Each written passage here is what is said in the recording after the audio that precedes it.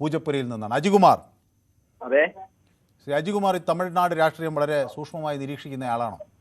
തീർച്ചയായിട്ടും. എന്താണ് അങ്ങേക്ക് തോന്നുന്നത് അണ്ണാമലയുടെ വരവ്?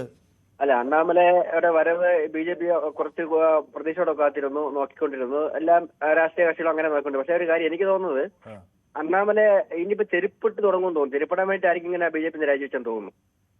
ഇടക്ക് പുള്ളി ചെരുപ്പിടില്ലെന്നൊക്കെ പറഞ്ഞു തന്നിരുന്നല്ലേ? അല്ലെ, അദ്ദേഹം ചെരുപ്പ് ഇടൂല.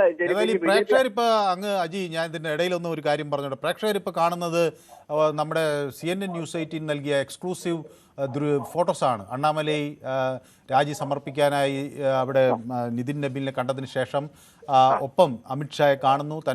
തനിക്ക് ഒരു നല്ല രീതിയിലുള്ളൊരു പടിയിറക്കം വേണം എന്ന് അദ്ദേഹം പറയുന്നു. അദ്ദേഹത്തിൻ്റെ പ്രശ്നങ്ങളൊക്കെ പറയുന്നു.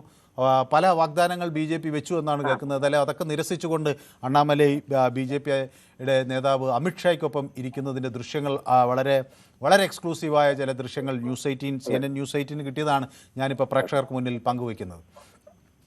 അജികുമാർ തുടരാം. അപ്പോൾ അണ്ണാമലയുടെ ഒരു രാഷ്ട്രീയ പരാജയമായിരുന്നു എന്നാണ് അജികുമാർ പറഞ്ഞു വെക്കുന്നത്. 100%. കാരണം BJP പോലെ വർഗീയ രാഷ്ട്രീയം മുന്നോട്ട് വയ്ക്കുന്ന ആ കക്ഷിക്ക് വേണ്ടി ഈ തമിഴ്നാട് രാഷ്ട്രീയത്തിൽ രാഹുൽ രാഷ്ട്രീയമൊക്കെ അവിടെ പറ്റേ മനുഷ്യരുടെ മനസ്സാണ് തമിഴ്നാടെന്ന് പറയുന്നത്. അപ്പൊ വിജയ് പോലുള്ള വ്യക്തി ഇപ്പൊ ജയിച്ചു വന്നു അങ്ങനെ നമുക്ക് മനസ്സിലാക്കാൻ പറ്റും. അവിടെയൊക്കെ വർഗീയ രാഷ്ട്രീയത്തിന്റെ ഒരു പരിച്ഛേദമായിട്ട് അല്ലെങ്കിൽ വക്താവായിട്ട് അവിടെ ഇറങ്ങുന്ന അണ്ണാമലയ്ക്ക് ഇതിലധികം വലിയ പരാജയം കിട്ടാൻ പോകുന്നില്ല. അദ്ദേഹം ചെരുപ്പിടില്ല. അദ്ദേഹം BJP അധികാരത്തിൽ നിന്ന് ചെരുപ്പിടില്ല എന്ന് പറഞ്ഞു. ഇന്നലെ ചെരുപ്പിടുള്ളൂ പറഞ്ഞ വിഷയമല്ലേ? അപ്പൊ ഇനി ചെരുപ്പിടാം, ഇനി ചെരുപ്പിട്ട് കിടക്കാം അന്തസ്സായിട്ട്. അതാണ് എന്താണ് രാഷ്ട്രീയ വിജയം, അദ്ദേഹത്തിനുള്ള രാഷ്ട്രീയ വിജയം. അത്രേ ഉള്ളൂ. വ്യക്തമാണ് താങ്കളുടെ അഭിപ്രായം.